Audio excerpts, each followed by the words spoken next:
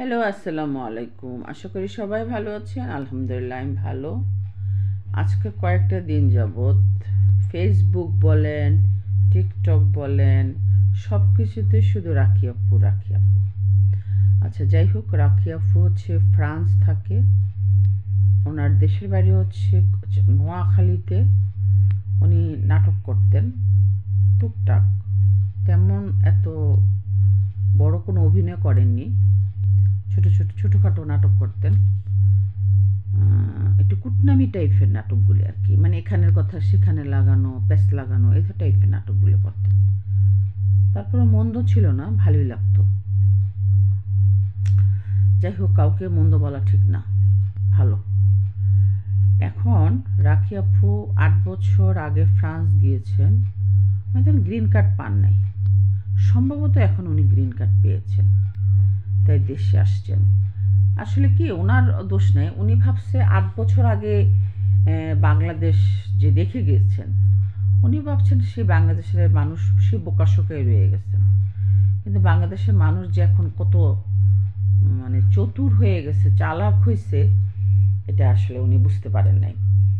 আর বিশেষ করে উদ্দেশ্যে উনি বাংলাদেশে আসছেন 8 বছর পরে কন্টেন্ট ক্রিয়েটারদের সাথে দেখা করার জন্য।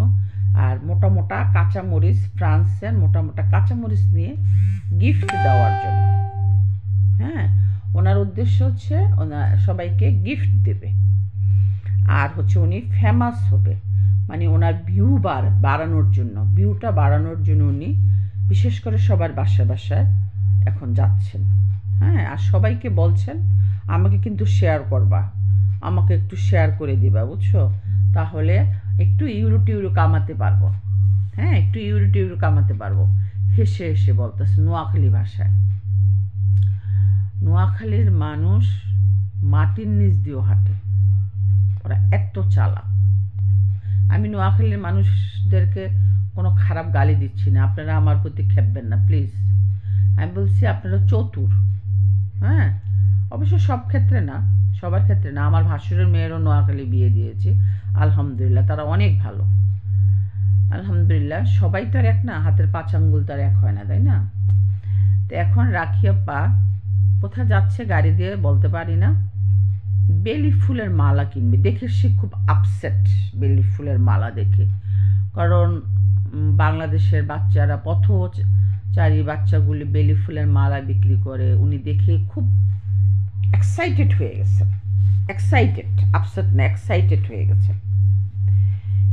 গেছে কেনার জন্য।